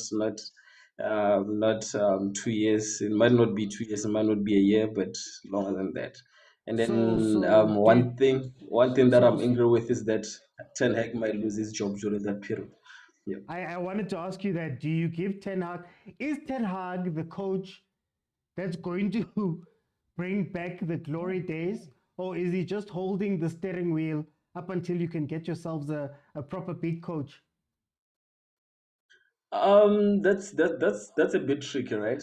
You might find that Ten Hag is a man before the man. Was that guy who was coaching Liverpool? Is it Rodgers or someone? Oh yeah, Aaron Rodgers. Yeah, Is the one who started the transformation at Liverpool. So, Brandon, yes. And so he might be that, but I believe that Ten Hag is a very good coach. I mean, like if he, there were rumors that he's going to Bayern. I think if he went to Bayern, he was going to do wonders there. I mean, if you checked his tactics really well, you would see that man has minds. But you never know. It's football. Okay. Ntozake, favor Ningali, Ntozake, and tell me what do you think about your team right now? What is your status update? How do you feel about them at this point? I'm a very big supporter of Tottenham Hotspur. Yeah, growing up, when you support football, you listen to the noise of saying which team is the big team, then you follow people on that route and you don't understand the values and principles of that team. It's like we politics in which one, ANC, soccer is like ANC, but you don't understand the founding manifesto and why people are voting for ANC.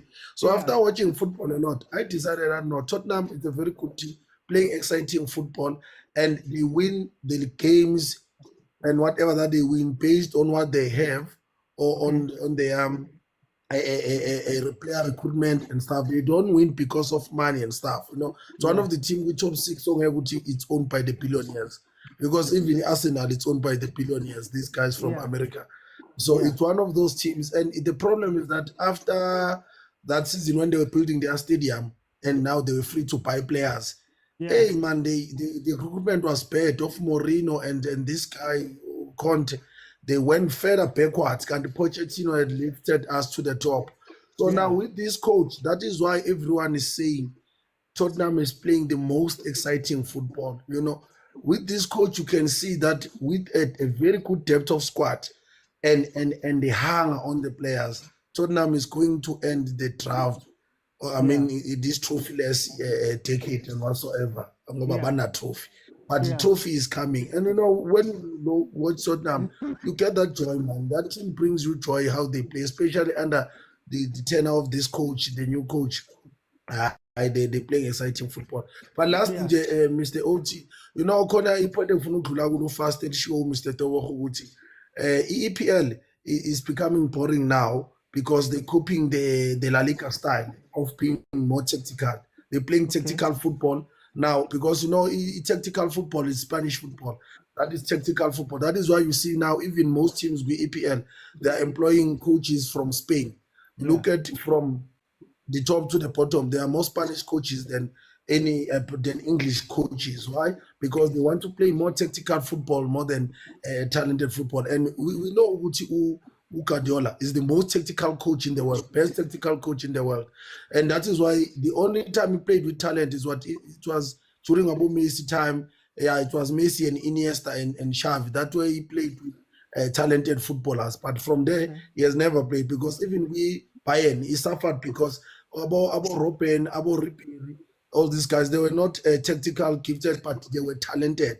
You see, even with Manchester City, my figure, all these talented guys, Yosane, everyone buying Puma because he want more tactical people than talented people. So if we bring Abuyela with talent and letting players express themselves like how Real Madrid plays and how Zidane used to play, you know, Zidane would just put you in a position and say, play as your talent, you know. He's not coach when to move or how to move.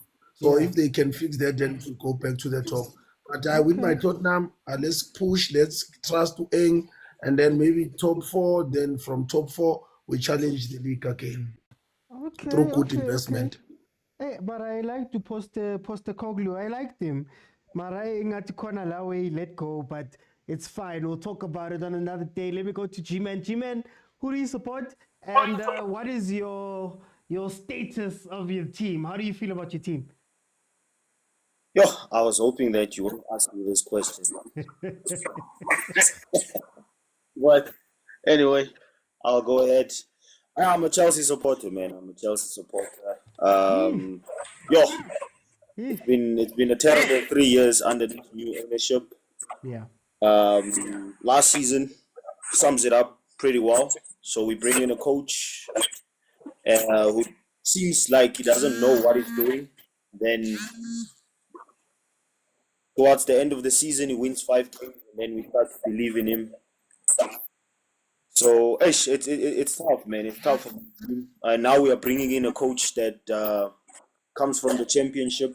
He won the championship, actually. I don't know him. I don't know what he can do. But apparently he's a Pep Guardiola graduate. He was one of his assistants. So hopefully we'll see some nice football there. But yeah, man, in terms of player recruitments, look, it's been also been a bit mediocre. We've been signing a lot of young players, no experience. We've just lost an experienced player, one of the best defenders I've ever seen, Thiago Silva. So hopefully this transfer window will go for some experience. If not, just get some quality in. And look, I'm not saying we're going to win the league next season. We're far from that. But hopefully a top 4 and maybe a domestic cup that should make us happy. I see Boli has taken a step back there by you guys. Do you trust your management? Because I feel like one of the things that happened over by you guys was when Boli and his people took over, they took apart your structure so carelessly. You know, you can speak about what's her name, Maria Karinovska, all of those people. Do you trust that this management will be able to put it together, or are they just, you know, walking around in the dark? Well, I mean, you talk about what they did. I mean, they came into Chelsea when Chelsea had an elite manager. You know, they had Thomas Tuchel. They got rid of him, brought in Graham Potter, and then things didn't work out. And Frank Lampard as an assistant coach, and of course Pochettino, and then things didn't work out. And obviously, those things, man, you are skeptical when they start making those kind of decisions. Even with player recruitment, I've just mentioned the fact that they sign so many young players. You know, you need experience, especially in such a high level where you play with experienced players. And then you just, I mean, what they're basically doing is the opposite of what Roman Abramovich used to do, you know, aside from firing coaches. You know, with Roman, you you would be assured that he would sign experienced players, proven players. With this Todd Bowley and Iqbali and whoever's in clear what is it? What are they called? Clear Lake. I think that it's just been a mess. It's just been a mess, and you get to ask questions. But going into this season, obviously, if things don't work out with the manager, the blame should be on them because they are the ones that brought in this guy. I think he's going to sign a 5-year contract again. So the blame should be on them. I mean, you can imagine. So definitely this season, all eyes, the pressure will be on them. If the team don't perform as much as they should be, the pressure will be on them. And of course, the fan base, they're going to improve. Okay, G-Man, thank you so much for joining me. Let me go to Pat. Pat, which team do you support that side? And what do you think about your team right now?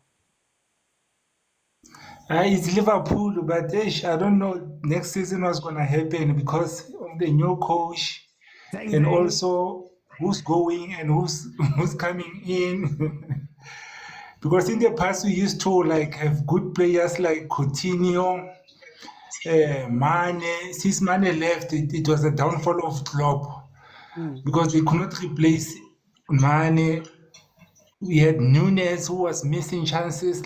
I mean, two months back, we were excited that we're gonna win the league, but somehow our strikers let us down. So I'm just worried if we will be able to qualify for Champions League next season, because even if Van Dijk goes, who's gonna replace him? If Salah goes, who's gonna replace him?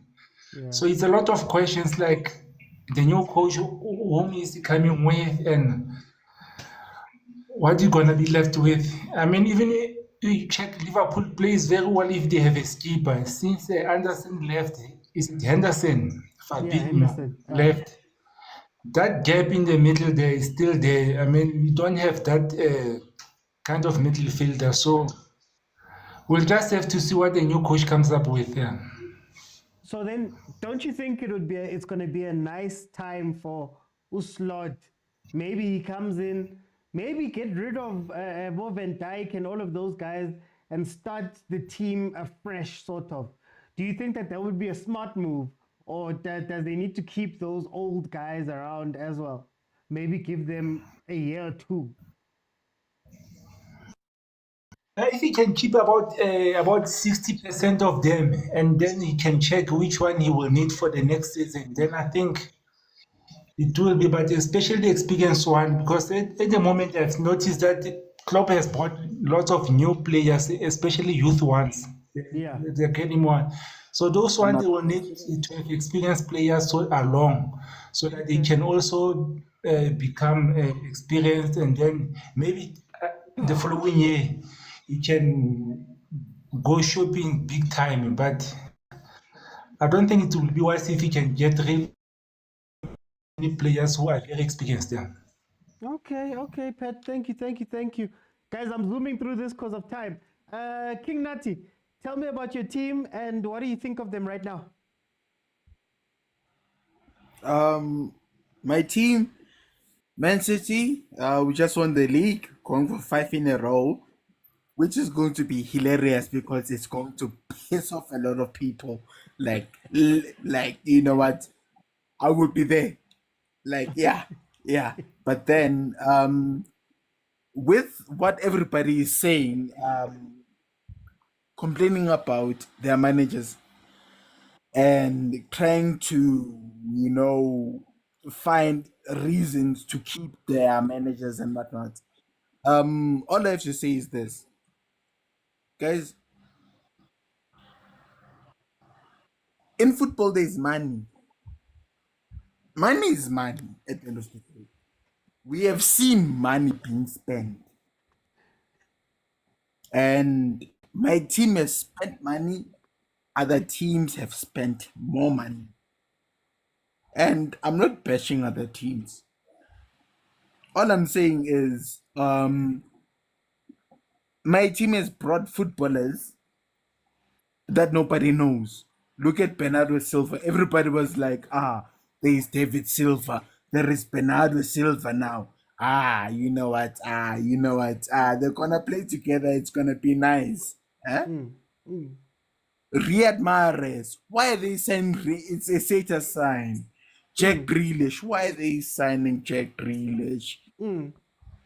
Record transfer, Jack Grealish. You know what? He's gonna tackle people, or he's going to, dribble everybody. But look at how it turned out. Jeremy Doku is like, dribbling and going in at everybody. Jack Grealish is the one that is getting tackled, and it goes against the norm. Why is it going against the norm? Okay. Jack Grealish is a status signing. He's like the David Beckham at Real Madrid. Like, the Englishman that will smile and just, be himself. And everybody is going to defend him because, no matter how many times he gets drunk during the celebrations, everybody is going to be like, That's my brother right there, for it. Yeah. So, with that being said, I'm gonna burst everybody's bubble. Jack Grealish wasn't supposed to perform in the level that he did, but he did. But then, he's a status signing. He's that English boy, that's my brother right there in England. It's a marketing signing. 100 million. Nobody's gonna look at that after the treble. I'm sorry. I have to say it. Jeremy Doku brought in immediately the second year. And he's got some moves. But then, you know what, FA Cup final, nobody's talking about Onana because, no, he should have saved that. No, he should have saved that. He should have saved that, but then imagine if it was 2-2, like everybody would have been like, But then England, racism, low key, but then that's fine. No, that's fine. That's fine. Okay. That's it for Yeah. time's sake. No. You see how this builds up in football. Yeah. Like, you know what, man? You know what? For example, man. For example, Very quickly. Pep Guardiola can leave the following season, man. 2025. Goodbye, Guardiola. Everybody is happy. You won the league, 5 in a row. But then, do you think that the leadership in the club will just say, we're just going to hire a Frank Lampard, or we're going to hire a coach that is not going to win us the league? No, we're going to press. You see that the Premier League is feeling, the wound that the Premier League is feeling. We're going to press on that body. And we're not going to burst it. We're just going to make it more painful. Time. Hey, man, Nati, I'll see you. Time. Let me bring you the tabs, eh? Hey, Nati, let me bring you the It's not gonna be fun, my guy. Man. Tabs. Uti. Tell me about your team, our team, and what you think about them right now. Our team has to win a major trophy next season, Uti. It has to. Yeah. It's pressure time for Arteta now. He has to. But then I've seen they have to release some players there. A lot of players must leave. They do players that didn't play. You understand? The likes of Smith Rowe. I think we should cash in on them. Solanga was another value, so before they lose more value, I see there are a lot of teams looking at him. We must just cash in on him. Okay. And then Thomas Partey, let's just move away from him. We love, as much as we love him, we just have to move away from him because in crucial moments when we need him the most, he's always injured. Not to say he's playing bad, but then he's not there when we need him. So we have to move away from him. I see they're looking at Bruno Guimaraes. I'm not sure if he'll fit in, but then if they believe I don't see him in our team, you understand? But then they must look harder because it's difficult to find a player that would fit in there where Partey was playing. It's a very crucial position as well. Eh? And then I see they wanna also bring in a striker, which is very crucial, which I believe is also the reason why we couldn't win the league this season because there are other games. I said this a long time ago, and people. Yeah, were we said fighting, it. We said it though. Yeah, we both said it. When we need a striker, and he brought Havertz. Yeah. Now you know how Arteta, how stubborn Arteta is. Like you look at the games that we lost. It's his fault, to be honest. The players played amazingly. Let's be honest. This is it. The players were amazing. Yeah. We lost the games because of Arteta's stubbornness of wanting to play Havertz in the middle of the park, where he saw that in many games that when he plays in the middle of the park, our midfield looks very weak. So he continued to force to play Havertz in the middle of the park, and he saw that when he plays him up front, at least our midfield is stacked and it's stable, strong. Then we can create more goals and score. So whenever he played him in the middle of the park, that's where we drop points.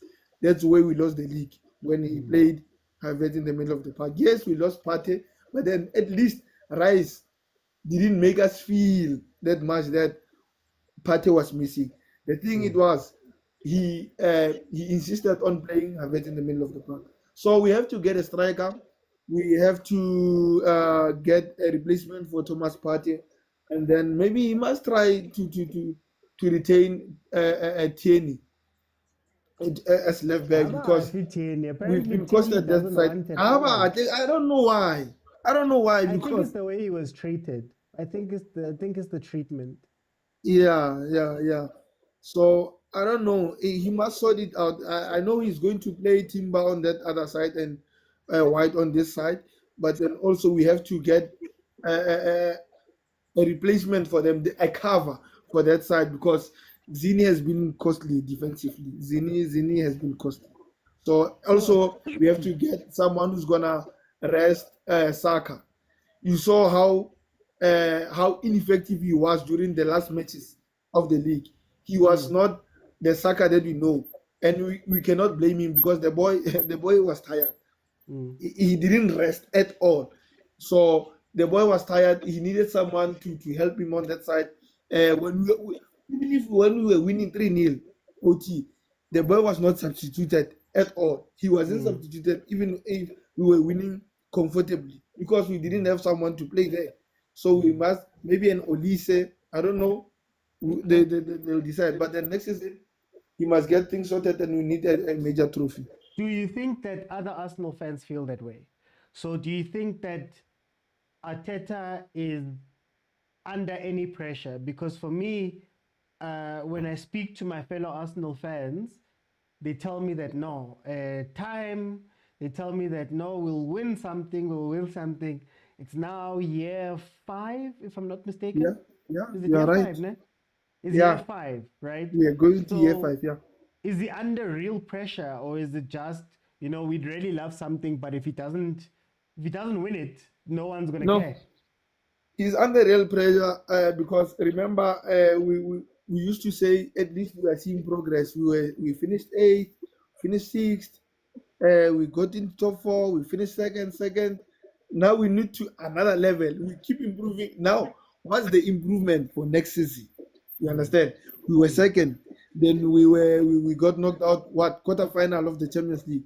Now it means the improvement must be if we improved in the Champions League, maybe we should get knocked out on the semis and we should win the league this side. You understand? Okay. That's the improvement. That's the continuity. Anything less than that, it means now he has reached his ultimate level of progress in Arsenal. Maybe we must look elsewhere. And also OT, we must be careful. Yes, we can let him go. Who will come in? Who's another quality coach? Who's there? Who's out there? That's something that we should be careful of. Sometimes we might keep him just for the sake of keeping him because now there's no one now. But then as soon as there's someone, maybe we can release him and bring that someone. But then as for now, we cannot do that. We cannot take that risk of releasing him, then getting someone who's gonna take us out of the top 4 again. Understand? Okay. That's how I see it. I don't know how you see it. I'll give my thoughts. Okay, OT. Yeah, but thank you so much for joining me. Yeah. Shout out to Lindo, Pep, Malibongwe, Malume Kutso, Mr. XO4. Thank you guys so much for the gifts that side. Malibongwe, please leave me alone. I have my post toilet literally in the kitchen right now. Okay, here's my thoughts. I'm an Arsenal fan. This season was incredible. Going down to the final day versus Manchester City is not something that a lot of people would believe would be possible. I've told you guys a lot that Arsenal is a very good team. All they need is that last bit of belief. I think next season is a time of reckoning. So we have to figure out whether we're going forward or whether we are going to stay exactly where we are. If you think about, think about guys like Ole Gunnar Solskjaer, when he got to this point, Manchester United went, hey guys, we need somebody that's going to push the needle forward. And I think maybe this is part of the conversations we should be having about, if we don't win anything next year, right? And I feel like I mean the big things. So when I'm talking big, I want a league. I want the Champions League, right? If we don't get any of those things and we are 5 years, 6 years into the reign of a coach, he's done some incredible things, but can he take you over the line? That'll be the question. Can you get over the line, or are we trying to create another Arsene Wenger type situation? And Wenger, he won the league, but are we forcing to have this guy carry on, right? And coach forever and coach without any pressure? I've always said that I want pressure at Arsenal. I wish we had pressure at Arsenal. Pressure doesn't mean you're going to get fired tomorrow, but pressure means that when you go out there, go out and win, and you can win our stuff and we can go be happy out there. We know what we're aiming for. I still don't know what we are aiming for as Arsenal Football Club. I'm not clear as to what is the priority. Is the league the priority? Is the Champions League the priority? These other cups, do we still play in them seriously? Manchester United has just won their second trophy under Ten Hag, for example. I know they're nowhere near what we're doing or whatever, but now Ten Hag has got 2 trophies. In the time, Mikel Arteta has the FA Cup. Does there come a time where you question him and say, okay, it's beautiful, we love it, but Kwinanin? Similar to when Arsene Wenger was finishing off those mid to end years of Arsene Wenger, where the football was beautiful.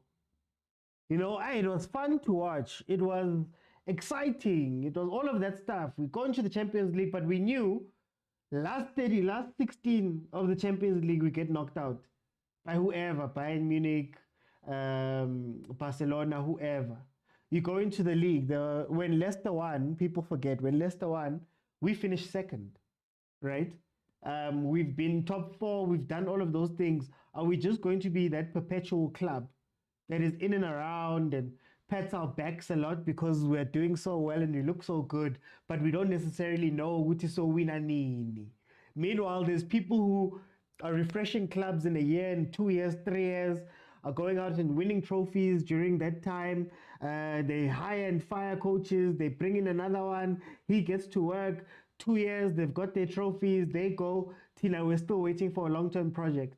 So I love what he's done. I just feel like, hey, my guy, there has to be a return at some point. Anyway, guys, thank you so much for joining me. I have pushed through. My flu is still kicking my ass right now.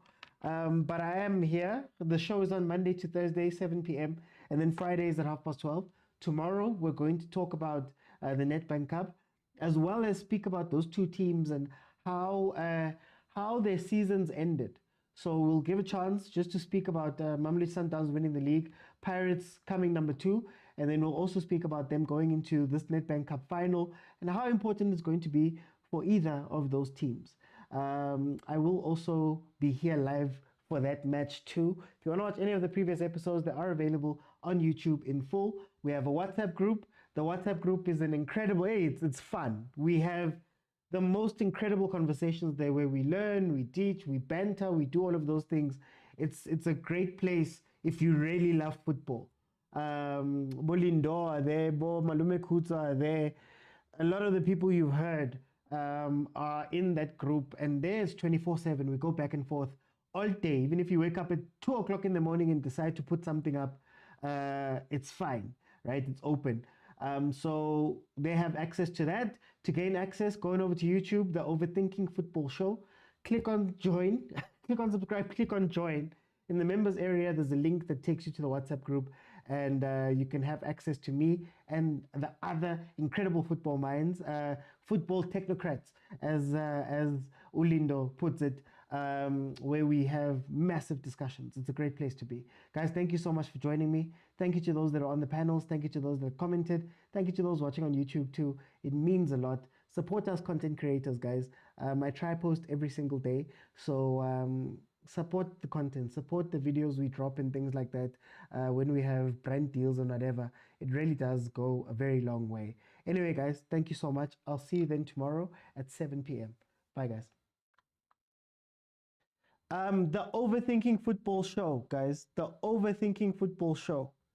That's what it's called.